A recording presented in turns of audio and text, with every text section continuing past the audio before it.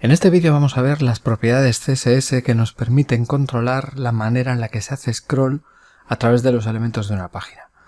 En este caso tengo un recuadro que a su vez contiene dentro otros recuadros que podrían ser, en un caso real, pues por ejemplo imágenes de un carrusel o en un slider, de modo que, como no caben todas dentro del espacio disponible, tiene un scroll, en este caso horizontal, ¿no? Entonces yo, bueno, si aquí en mi PC arrastro esto para hacer el scroll, vemos que voy pasando por todas ellas y puedo dejar el scroll exactamente donde yo quiera, ¿vale?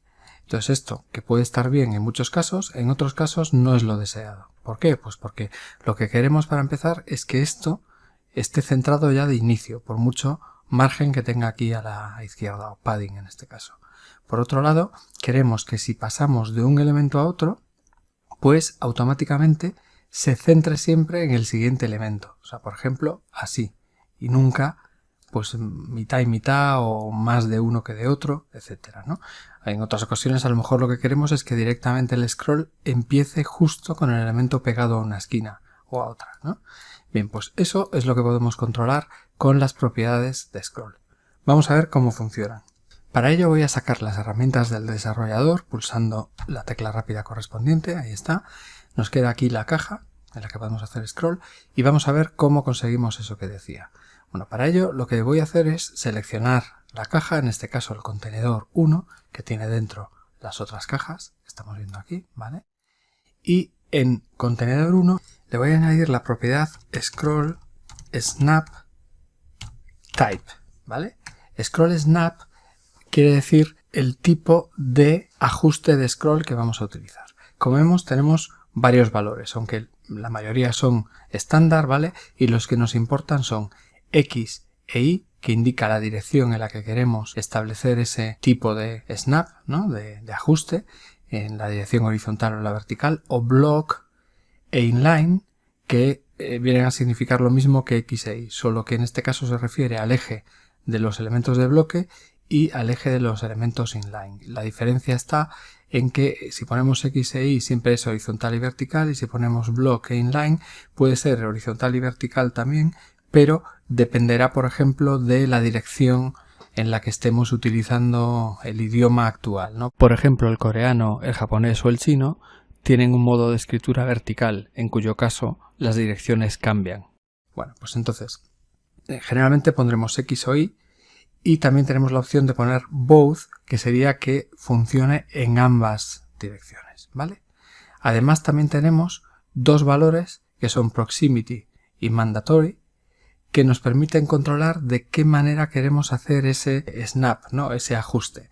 De manera obligatoria para todos los elementos, es decir, en cuanto el elemento esté en la vista y suficientemente introducido en la vista, o solo cuando esté cerca del punto de ajuste, que vamos a ver ahora, ¿vale?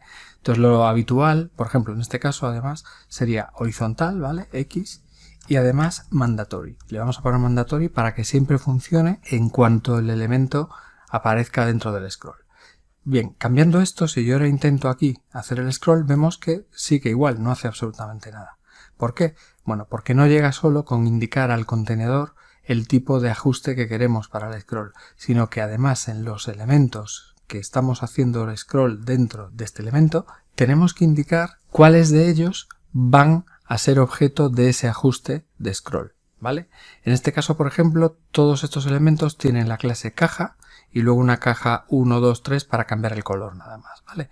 Entonces yo aquí en la clase contenedor caja, que ahora mismo tengo este selector vacío, voy a añadir otra propiedad para que se lo aplique a todos y cada uno de estos elementos, que es scroll snap align, ¿vale? Que quiere decir dónde queremos alinear ese ajuste del scroll. Puede ser en el centro del objeto, al final del mismo, es decir, en la dirección horizontal sería el borde derecho, o start, que quiere decir que va a ajustarlo al borde izquierdo en el caso del scroll horizontal, o al borde superior en el caso del scroll vertical, ¿vale? Entonces, haciendo esto, ahora sí, tengo por un lado que el contenedor va a trabajar con ajustes de scroll y todos los elementos que tengo dentro, podrían no ser todos, ¿vale? Pero en este caso, y normalmente van a interesar todos, tienen una alineación respecto al inicio. Por ejemplo, como está respecto al inicio, si yo intento hacer un scroll de esto suavemente y suelto,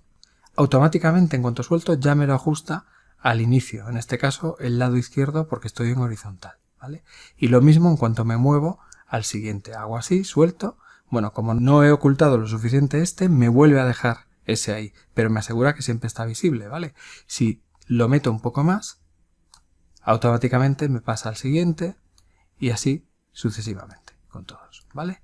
Entonces si aquí en vez de Start le pongo Center, vemos que va a funcionar dejándomelo siempre ajustado al centro. Hago así y me lo deja centrado. Si por ejemplo le doy a saltos con esto, ¿no? Me iría de uno en uno, dejándomelos siempre centrados, lo cual es un tema muy interesante en muchas ocasiones. Bien, esto es lo básico.